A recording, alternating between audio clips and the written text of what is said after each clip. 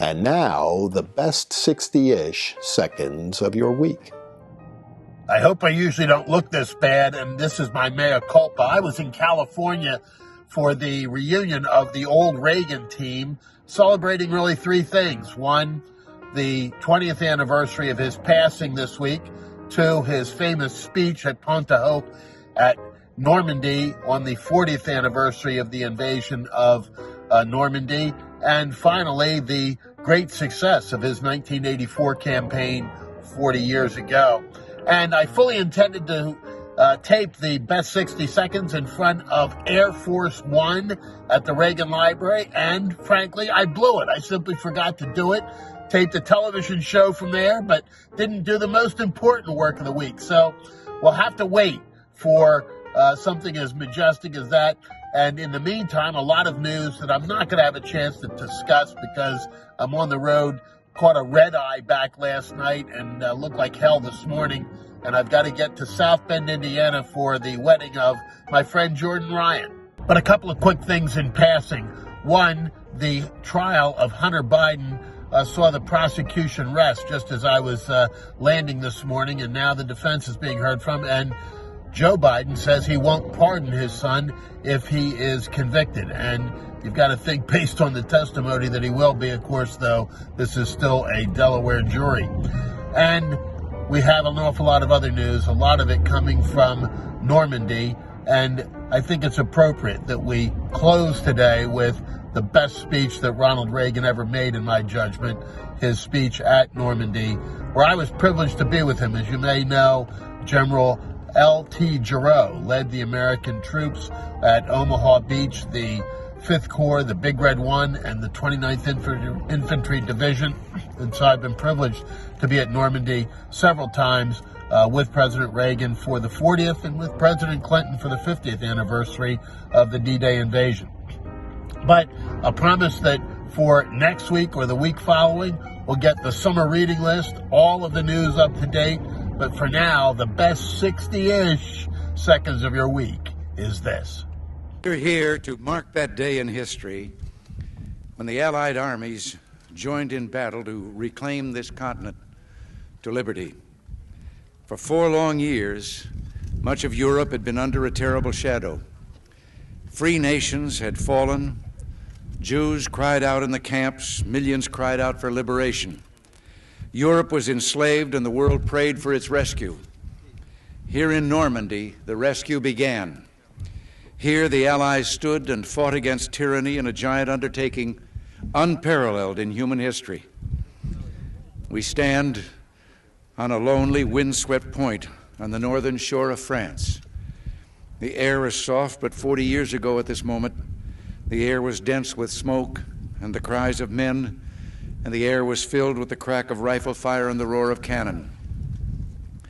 At dawn on the morning of the 6th of June, 1944, 225 Rangers jumped off the British landing craft and ran to the bottom of these cliffs. Their mission was one of the most difficult and daring of the invasion, to climb these sheer and desolate cliffs and take out the enemy guns. The Allies had been told that some of the mightiest of these guns were here, and they would be trained on the beaches to stop the Allied advance. The Rangers looked up and saw the enemy soldiers at the edge of the cliffs shooting down at them with machine guns and throwing grenades, and the American Rangers began to climb. And behind me is a memorial that symbolizes the Ranger daggers that were thrust into the top of these cliffs, and before me are the men who put them there. These are the boys of Pointe du Hoc.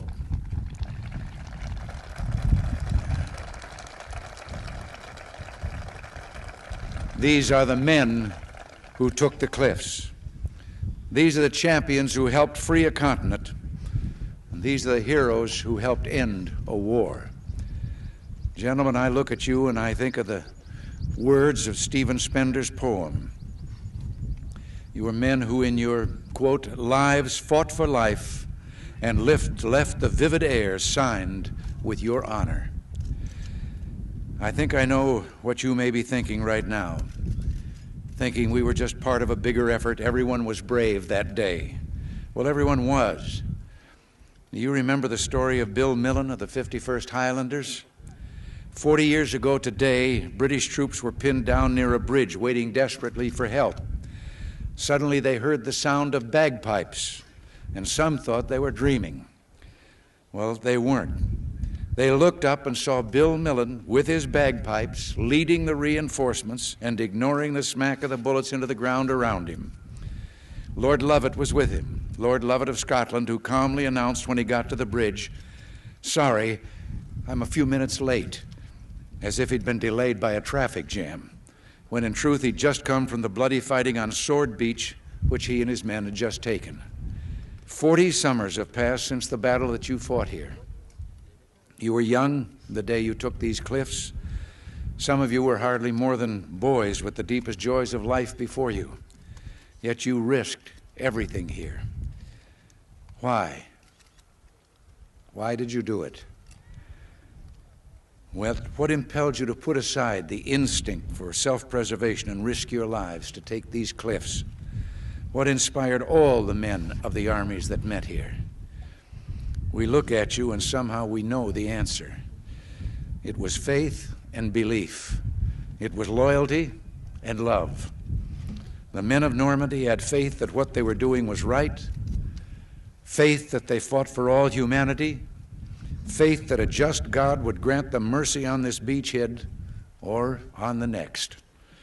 It was the deep knowledge, and pray God we have not lost it, that there is a profound moral difference between the use of force for liberation and the use of force for conquest.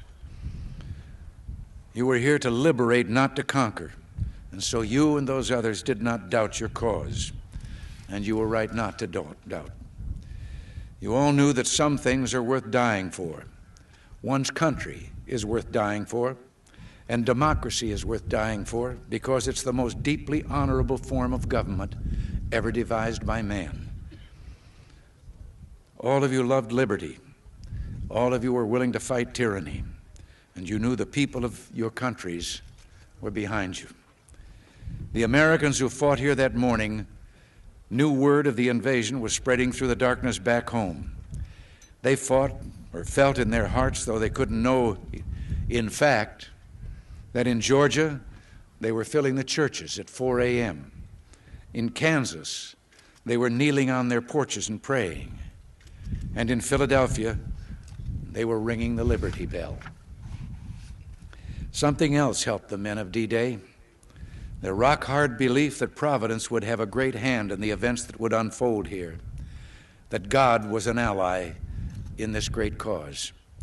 And so the night before the invasion, when Colonel Wolverton asked his parachute troops to kneel with him in prayer, he told them, "Do not bow your heads, but look up so you can see God and ask his blessing in what we are about to do."